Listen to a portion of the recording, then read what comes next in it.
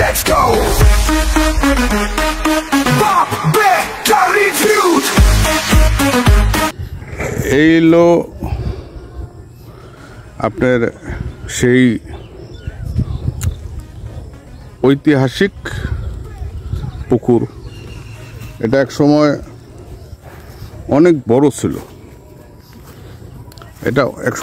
বড় ছিল, কিন্তু আসলে সময়ের পরিবর্তনের কারণে সেই পুকুরটা এখন অনেক ছোট আকারে, ঠিক আছে, অনেক ছোট আকারে হয়ে গেছে। আপনারা হলো দেখাইতেছে আপনাদের এই পুকুরটা যে বর্তমান যে আয়তন আছে এটা দেখাইতেছে।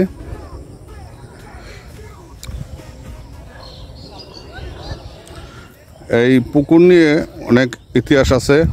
তো আমাদের এই এলাকার এক ছোট ভাই আপনাদের এই পুকুর নিয়ে অনেক কিছু ঘটনা আছে। এই ঘটনাটা আপনাদের মাঝে শেয়ার করবে। এটা হলো আসলে এখানকার বাস্তব ঘটনা, যেটা বাস্তব ঘটনাটা বলবে। বাস্তব ঘটনাটা আপনারা আমার ছোটো ভাইয়ের মুখ থেকে উপলব্ধি করেন। তো আমার দুই ভাই আমার পাশে আছে, তারা এই এলাকায় লোকাল, আপনাদেরকে এই ঘটনাটা বলবে, আপনারা শুনেন। জাহাঙ্গীর ভাই কি জানো বলো একটু। এটার হিস্ট্রি ভাই অনেক। এটা এখন তো আশেপাশে ঘরবাড়ি বসত হয়ে গেছে, আগে তেমন একটা ছিল না। আপনার এই আমগো এক বন্ধুর ভাই বনজামে আর কি, দুলা ভাই, সারাদিন কাজ করে দুপুরবেলা আসছে।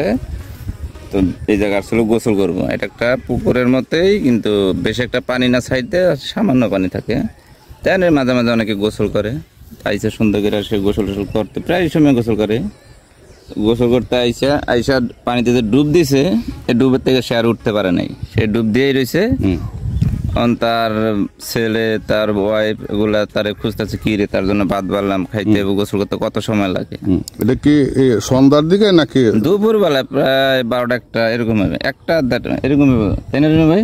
1:30 দুপুরের লাঞ্চ, দুপুরের টাইমে না? হ্যাঁ, লাঞ্চের টাইমে। রেনু ভাই এই ঘটনাটা সত্য ঘটনা? একটু কাছে আসেন ভাই। সত্য আসছে কয়েকটা ঘটনা হয়েছে, একটু বলেন দেখি ভাই। মানে ওটাই যে শুরু আর কি, ওটাই শুরু, এই ঘটনা দিয়ে শুরু। ওরা ওই লোকটার নাম হয়েছিল মিরাজ রমিজউদ্দিন, কাঠমিস্ত্রি রমিজউদ্দিন, একজন পেশা কাঠমিস্ত্রি, রহমানের মেয়ে জামাই। আচ্ছা। উনি গরু লই আয়া, গরু লাইরা দেয়া, উনি ওই পুকুরে গোসল করবার চাইছিল। যখন ডুব দিছে তখন আর সে আর বাসা নাই। আচ্ছা। বাসাতে তখন লাগে গোসল করতে, সবাই বাসাতে বাইরে এটা দেখা গেল গরু আছে, সে নাই। আচ্ছা। গামছা পরে রয়েছে বট গাছের নিচে।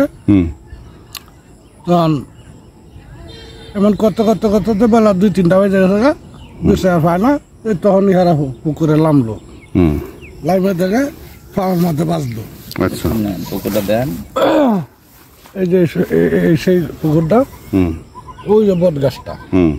এখন তো মনে করেন যে বাড়ি ঘর হয়ে গেছে, এখন আর আগের পুকুর নাই, বুঝে লাগছে।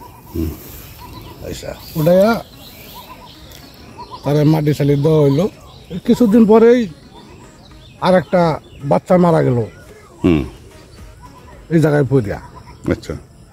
বাচ্চারা হয়েছে আমাদের সোসাইটির রহিমের ফুলা। আচ্ছা আচ্ছা। আচ্ছা, তারপরে ঘটনা হয়েছে আমাদের সোসাইটির মাসুদের মেয়ে না ফুলা, মেয়েও মারা গেছে এই জায়গায়। কিভাবে মারা যায় এগুলা? এটা আল্লাহ ছাড়া কেউ বলতে পারবো না। ওই জায়গাটা মনে কিছু একটা কি, এটা কি অনেক পানি থাকতো? হ্যাঁ, অনেক পানি থাকতো। এই জায়গাটার মধ্যে কিছু একটা আছে, মানে পড়লে কি আর নামলে উঠতে পারে না? না, নামলে আর উঠতে পারে না। আমার মনে হয় যত সম্ভব এই জায়গাটা কিছু আছে। এখন আছে কিনা বলতে পারবো না, কারণ বাড়ি ঘর হয়ে গেছে। দেখেন যে ওয়াল মাল উড়াই লাইছে, মাটি সাটি ফালাইয়া, এই যে ওয়াল বাড়ি ঘর করে লাইছে। ওটুকু জানি আমরা, বেশ কয়েকটা লোক মারা গেল না ওই জায়গাটার মধ্যে, আসলে ভয় করে আইতে। ঠিক আছে রেনু ভাই, আমরা আপনার অনেক মূল্যবান কথা শুনলাম ভাই। দেখি আসলে এরকম ঘটনা বিরল, এইসব ঘটনা এখন শোনা যায় না, দেখা যায় না। তো আপনি অনেক ধন্যবাদ ভাই, তো ভালো থাকেন। আসসালামু আলাইকুম। আপনাদেরকে যে আমরা কিছুক্ষণ আগে জানাইছিলাম, এই যে হলো সেটার মেইন যে যেখানে মানুষ হারিয়ে যায়, এই হলো সেই মেইন জিনের পুকুর। এই হলো গর্তটা। এটাতে অনেক মানুষ তারা গোসল করতে এসে আর ফিরে যায়নি কেউ। এই যে সেই গর্তটা এখানে, তো এই গর্তটা এখন আয়তনে অনেক ছোট হয়ে গেছে দেখেন। এই গর্তর ভিতরে না হলেও 4 থেকে 5টা লোকের প্রাণ এখান থেকে জড়িয়ে গেছে।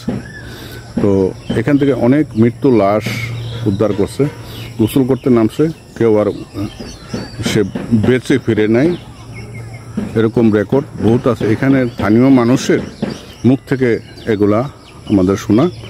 তবে এখনও এই পুকুরের পানি শুকাইতে পারে না, কেউ শুকায় না। তো ওই সাইডটা দেখা যায় আপনার কিছু বাইসা আছে, কিন্তু আসলে এই যে মাঝখানে যে জায়গাটা দেখতেছেন এটা অনেক ডিপ। এটা কার সাথে কোথায় কিভাবে কানেকশন সেটা আমরা জানি না। তবে এটা কি হইতে পারে জানেন, এই যে এই পাশের লেকটা আর এটা একসাথে ছিল এক সময়, এখন হয়তো এটা পার হয়ে গেছে। তো এই হলো পরিস্থিতি। পানিগুলো লাল, কি দেখছেন? প্রিয় বন্ধুরা, আপনাদেরকে আমি এটার সম্বন্ধে যতটুক আমার ইতিহাস জানা ছিল ওটুক জানাইলাম। অনেক মানুষ এখানে জীবন ত্যাগ করছে।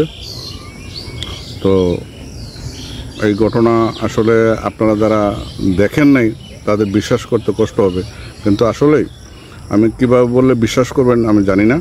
তবে এই ঘটনা সত্য ঘটনা এবং খুবই মর্মান্তিক ঘটনা এখানে অনেকের সাথে ঘটে গেছে। তো আর কিছু বলে সময় আপনাদের নষ্ট করতে চাই না। আপনারা সবাই ভালো থাকবেন। আসসালামু আলাইকুম।